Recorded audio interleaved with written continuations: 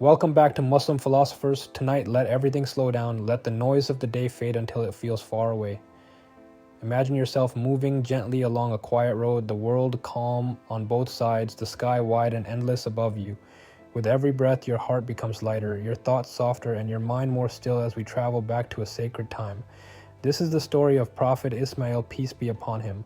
Long before cities and crowds, long before roads and lights, there was a wide and silent valley surrounded by mountains. The land was dry and still, no trees grew there, no rivers flowed. The wind moved softly across the sand, carrying only silence. This valley would one day be called Makkah.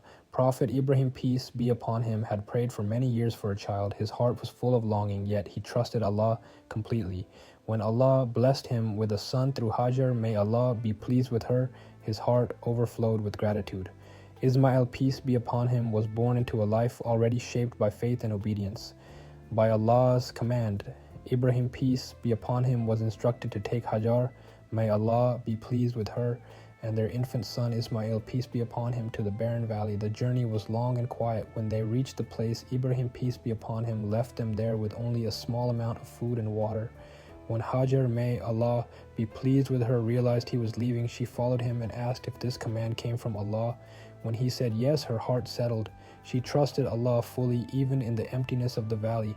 Time passed slowly under the burning sun. The water ran out.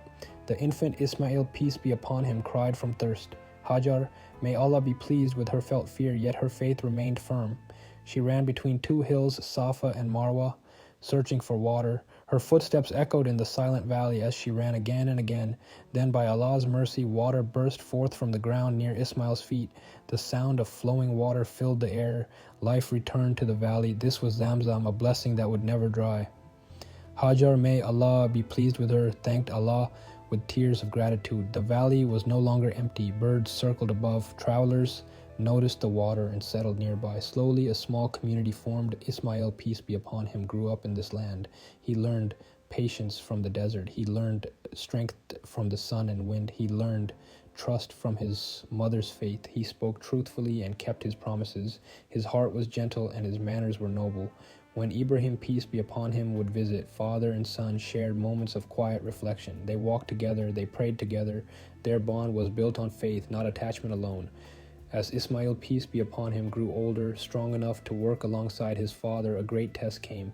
Ibrahim, peace be upon him, saw in a dream that he was commanded to sacrifice his son. He knew this dream was from Allah. With calm honesty, Ibrahim, peace be upon him, spoke to Ismail about the command. He asked for his son's thoughts. Ismail listened carefully. His heart did not panic. His voice did not tremble. He responded with submission, telling his father to do what Allah commanded and that he would remain patient. This moment was filled with deep faith, a father willing to obey Allah above all else, a son willing to give his life in obedience. As they prepared, Allah showed mercy and replaced Ismail with a great sacrifice. Both father and son passed the test. Allah honored their submission and made this moment a lasting lesson for all believers. Later, Allah commanded Ibrahim, peace be upon him, and Ismail, peace be upon him, to raise the foundations of the Kaaba. Together they built it stone by stone.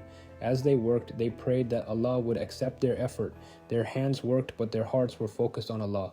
Ismail continued to live in Makkah. He guided people with patience and wisdom. He taught them to worship Allah alone. He welcomed guests with generosity. He was known for keeping his word and speaking with honesty. Allah chose Ismail, peace be upon him, as a prophet to guide his people. His life was steady and faithful, not filled with loud events, but with consistent obedience. He lived with humility, patience, and trust in Allah.